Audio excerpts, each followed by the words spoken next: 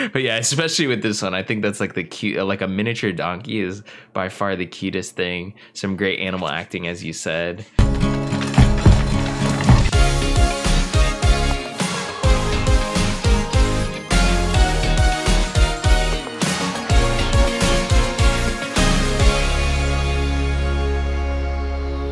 What's up, YouTube? Drive-By Movies here, and you are watching Fresh Releases. My name is James. My name's Blaze. And today we're checking out the film that's been out in theaters and also just barely hit HBO Max, The Banshees of Inisherin. Can't be waiting around for any more of this madness. Let's just call it quits. We won't call it quits. We'll call it the start. The Banshees of Inisherin is Martin McDonagh's brand new film. It tells the story of two lifelong friends that find themselves at an impasse when one abruptly ends their relationship, with alarming consequences for both of them. So this is the brand new Martin McDonagh film. As I said, his last film was a major motion picture in theaters. This was as well, but I feel like this was a much smaller scale. That was 3 Billboards Outside Ebbing, Missouri, that had a lot of like Oscar acclaim. And I think it got Frances McDormand the Oscar. I'm not sure if anyone else, but I remember that specific. Sam Rockwell as well got his first Oscar. Yeah, so the huge film. I remember really enjoying that movie, to be honest. So going into this movie, I've always enjoyed like all his screenplays. I think I've always felt like he's more like a better writer than maybe director at sometimes.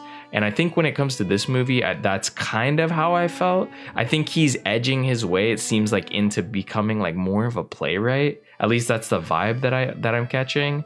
And this film felt like entirely like a play. I don't know if it's a COVID movie specifically, but it did feel more like this could be adapted to like a stage play.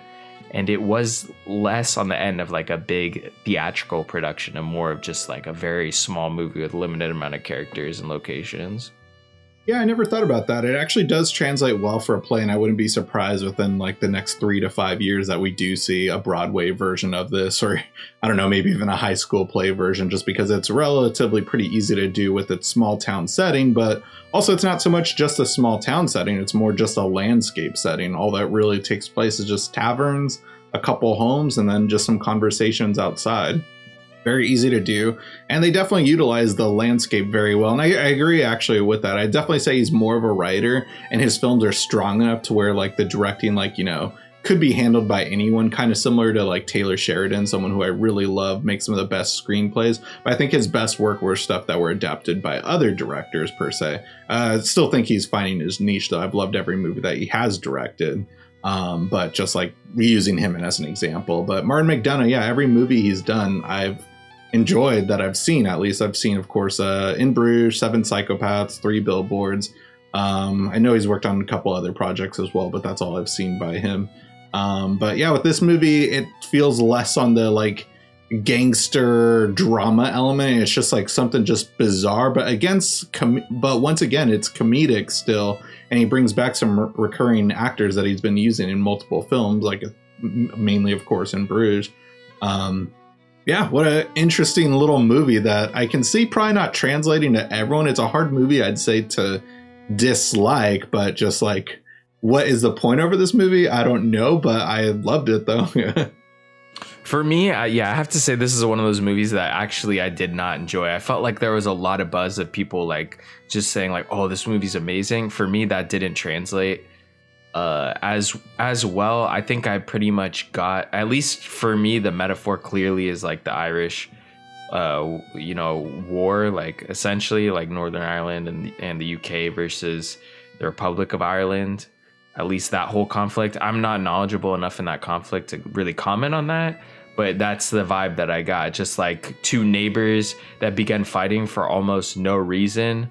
One more so maybe than the other, and is willing to self-sacrifice at moments, which almost makes no sense at all. He loves playing his violin, but then at some point he goes so far enough to where he can't really even play it.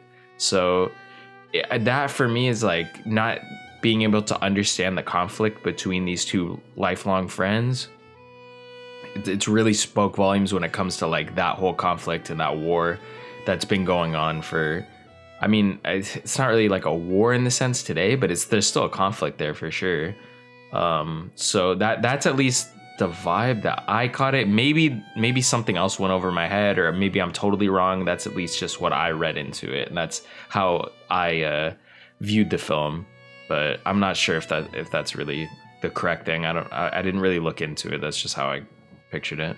No, I mean, I think you're spot on. Like, but yeah, I mean, I always kind of found that the weird point of Martin McDonagh films, because they always have like kind of no resolution towards the end of the movie. Like, a lot of stuff happens within all his movies, but then at the end of the day, like, kind of there's nothing really to show for it at the end of the movie. You know, of course, 3 Billboards Outside Ebbing, Missouri. I remember one of the biggest complaints was everyone was just like, so what happened? Like, who's the rapist? And are they going to get him? Or like, what's going on? Is that guy even him, or is it not?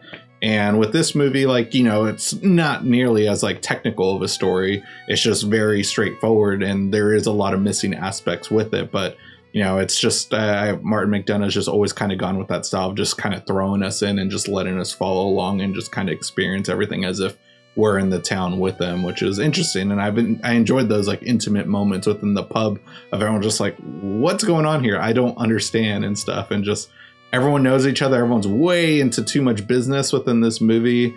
There's a lot of conflict, just not even just within the 2 best friends, but also within, you know, brother and sister relationship. The weird kid that everyone hates in the town and his relationship with his cop father. There's just like a lot of weird conflict like that you could have been expanded about, but that's not the point of the movie. And just when you do get a resolution, like what happened with forget that kid's name, but the kid Barry Kino, whatever. Barry Keoghan.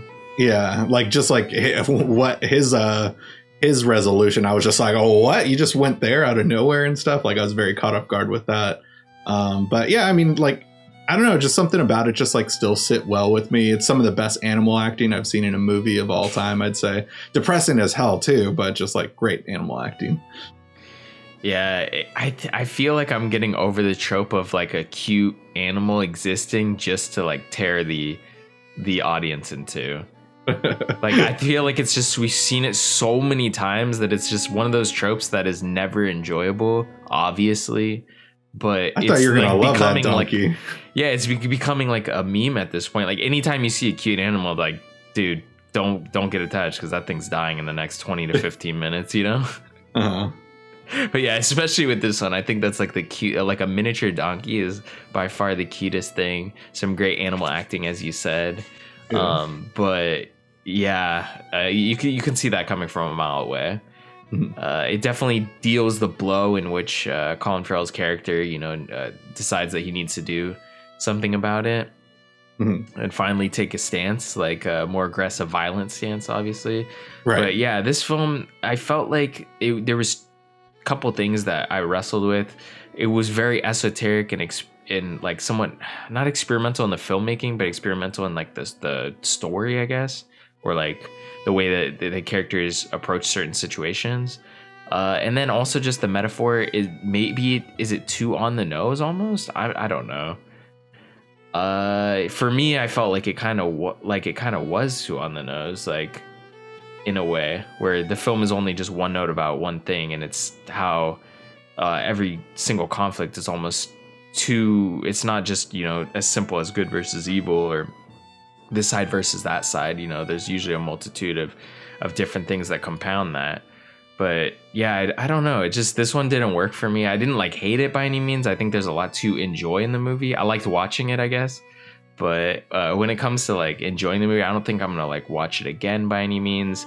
And I think it's gonna get a lot of like praise here, like we're coming award season. I feel like we're gonna see a lot of praise for this movie, and I just don't feel like it's as warranted as some of the other pictures that are out there, or even this director's previous work.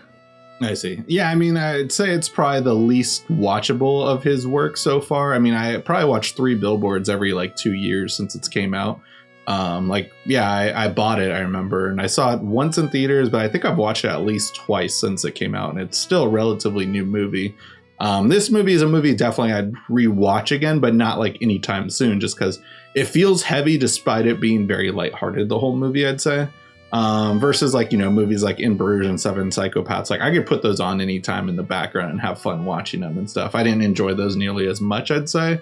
Like I know those are his like highest praised movies for the most part, and I do like those movies, but yeah, I mean, it's still like he's now becoming like a heavy hitter, I guess, with when it comes to the critics. Like I don't think he's made a movie that critics hate. He's still very on the fence with like certain audiences. Like his movies aren't for everyone and stuff, but it seems like everyone who likes his movies are always going to like his movies. And yeah, this is like no exception for me, at least. Like I still really enjoyed this movie. Bummed to hear that you weren't on the same boat, but like I could see why though also and stuff. But yeah. Yeah. Yeah, I'd say like this is available now on HBO Max. Definitely give it a shot because this isn't going to be the last time you're hearing about this film. It's definitely going to be talked about going into next year. So I think this is worth the watch. I didn't necessarily enjoy it the most, but I don't think it's like a bad movie by any stretch. Mm. Yeah, so, you know, let us know what your thoughts on the movie. It's on HBO Max streaming right now. You can also rent it through our Amazon affiliate link in our description box below. After doing that, come back here. Let us know what you thought about the movie to help support us. And if you guys haven't already, go ahead and smash that like button, hit the subscribe button, and click that notification bell to get all latest updates. And if you can't get enough of us here on YouTube, check all our social media links down below for Instagram, Twitter, TikTok, and our own Letterboxd accounts. That'll conclude this week's episode. Tune in next week for a brand new video.